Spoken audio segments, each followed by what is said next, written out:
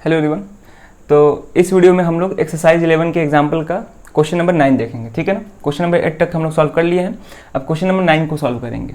तो question number 9 क्या है कि if tan a plus B equal to 1 and tan a minus B equal to 1/√3 और a is greater than b, मतलब condition दिया हुआ है कि a और b क्या होना चाहिए, एंड a प्लस b का जो वैल्यू है 90 डिग्री से छोटा या 90 डिग्री इक्वल और 0 से बड़ा होना चाहिए, ठीक है। वो लास्ट में हम लोग चेक करेंगे जब वैल्यू निकल जाएगा a और b का, तो ठीक है वो कंडीशन सेटिस्फाई हो रहा है कि नहीं। And then find the values of a and b, तो a और b का अलग से वैल्यू निकालना है, अलग अलग कि a का वैल्यू क्या होगा और b का वैल्यू क्या होगा, ठीक है।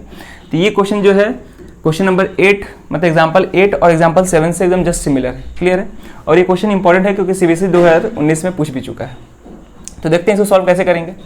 बिल्कुल एकदम सिमिलर क्वेश्चन है, जैसे पहले करते आ रहे हैं उसी पे करेंगे। तो पहले चीज गिवन क्या है यहाँ पे, ठीक है, गिवन है tan a plus B equal to 1, ठीक है। अब देखो हमको a और b का अलग अलग से वैल्यू निकालना है, तो यानी कि हमको यहाँ से tan को एलिमिनेट करना पड़ेगा, तभी हम a और b निकाल पाएंगे। तो यहाँ से tan एलिमिनेट करने के लिए इधर भी tan होना चाहिए, ठीक है। तो कोशिश करना है कि इधर भी tan हो और इधर भी tan हो, यानी कि सेम ट्रिगोनोमेट्रिक रेशियोज दोनों तरफ हो ताकि एलिमिनेट हो जाए। तो यहाँ से हम बोलेंगे that imply tan a plus B equal to, अब देखेंगे किस एंगल के लिए tan का वैल्यू 1 होता है। तो हम लोग पढ़े हैं कि 45 डिग्री के लिए tan का वैल्यू क्या होता है, 1 होता है। तो हम लिख सकते हैं यहाँ पे 1 की जगह पे क्या लिख सकते हैं, tan 45 डिग्री, क्लियर है यहाँ तक। अब इसको सॉल्व करेंगे तो ये जो पूरा एक्सप्रेशन है tan x equal to tan y के फॉर्म में है, जहाँ पे x के जगह पे a प्लस बी है और y के फॉर्म में क्या है यहाँ पे 45 डिग्री, ठीक है ना। हम a और b नहीं लिख रहे हैं, एक्चुअली में हम tan a equal to tan b भी लिख सकते थे, लेकिन a और b क्योंकि पहले से यूज है तो ये जो फॉर्मेट है किस फॉर्म का है, तो ये है tan x equal to tan y के फॉर्म में, ठीक है ना। तो अगर tan x बराबर tan y होता है तो हम लोग जानते हैं कि x इक्वल टू क्या होता है y, ठीक है। तो यहाँ पे लिखेंगे if tan x equal to tan y therefore x equal to y, clear है यहाँ तक। जहाँ पे x के जगह पे क्या है a प्लस बी और y की जगह पे क्या है 45 डिग्री। अब इसको सॉल्व करेंगे तो यहाँ पर एंगल्स आपस में इक्वल हो जाएंगे, यानी कि a plus B equal to 45 degree, ठीक है। इसको मानते हैं इक्वेशन 1। अब देखो ये जो इक्वेशन यहाँ पे मिला है ये लीनियर इक्वेशन 2 वेरिएबल के फॉर्म में है। लीनियर इक्वेशन क्यों, क्योंकि यहाँ पे जो वेरिएबल है a और b उसका पावर 1 है और यहाँ पे दो अलग अलग वेरिएबल है a और b, इसीलिए हम इसको क्या बोलेंगे, लीनियर इक्वेशन 2 वेरिएबल। अब लीनियर इक्वेशन 2 वेरिएबल को सॉल्व करने के लिए दो इक्वेशन चाहिए होता है। तो पहला इक्वेशन हमको मिल गया, अब दूसरा इक्वेशन कहाँ से मिलेगा, तो दूसरा इक्वेशन इस यहाँ से मिलेगा, ठीक है ना। तो दूसरा चीज क्या दिया हुआ है, ठीक है, दूसरा इक्वेशन यहाँ से मिलेगा tan a minus B equal to 1/√3 से, ठीक है। इधर tan है इधर भी tan लाना होगा, तो क्या करेंगे tan, क्लियर यहाँ तक, tan a minus B equal to, अब देखेंगे किस एंगल के लिए tan का वैल्यू 1/√3 होता है। तो 30 डिग्री के लिए tan का वैल्यू क्या होता है, 1/√3 होता है। 60 डिग्री के लिए √3 होता है और 30 डिग्री के लिए क्या होता है, tan का वैल्यू 1/√3। तो यहाँ पर हम क्या लिखेंगे tan 30 डिग्री, क्लियर है यहाँ तक। अब इधर भी सेम ट्रिगोनोमेट्रिक रेशियोज है, इधर है, दोनों तरफ सेम है, तो tan कैंसिल हो जाएगा दोनों और एंगल्स क्या हो जाएंगे, आपस में इक्वल हो जाएंगे, यानी कि a minus B equal to हो जाएगा 30 डिग्री के। इसको हम मानते हैं इक्वेशन सेकंड, यहाँ तक क्लियर है। अब हमको दो लीनियर इक्वेशन 2 वेरिएबल मिल गया, अब हम इसको आसानी से सॉल्व कर सकते हैं। सॉल्व करने के कई सारे मेथड होते हैं, एलिमिनेशन होता है, सब्स्टिट्यूशन होता है, क्रॉस मल्टीप्लिकेशन होता है, तो जो सबसे आसान लगे वही लेना है इसमें, ठीक है।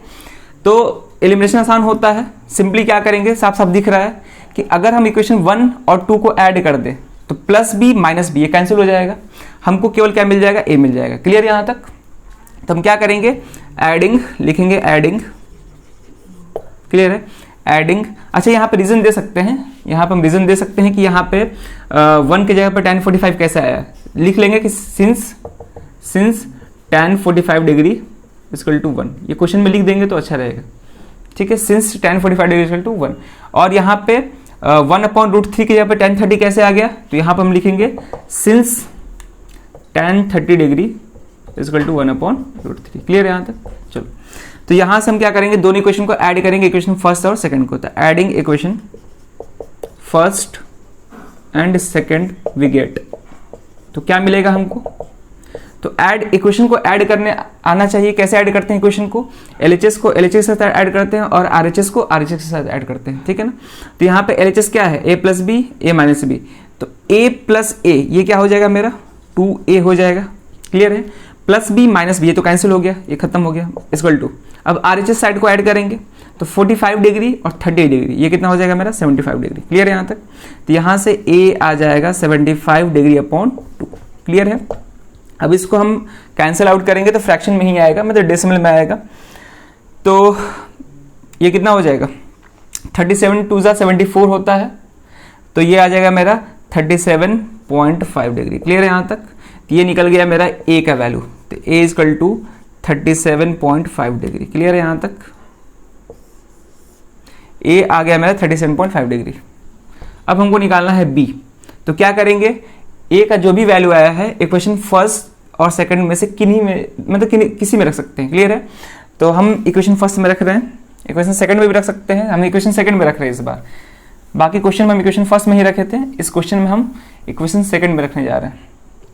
आंसर सेम आएगा, कोई दिक्कत नहीं है। तो क्या लिखेंगे, putting the value of A या substituting the value of A, putting the value of A in equation, कौन सा इक्वेशन है, सेकंड में रख रहे हैं, in equation second, putting the value of A in equation second. ठीक है, तो इक्वेशन सेकंड क्या है, पहले लिख लेते हैं। इक्वेशन सेकंड है A minus B is equal to 30 degree. Clear है यहाँ तक? तो A का वैल्यू कितना है मेरा, A का वैल्यू है 37.5 degree minus B is equal to 30 degree. Clear है यहाँ तक?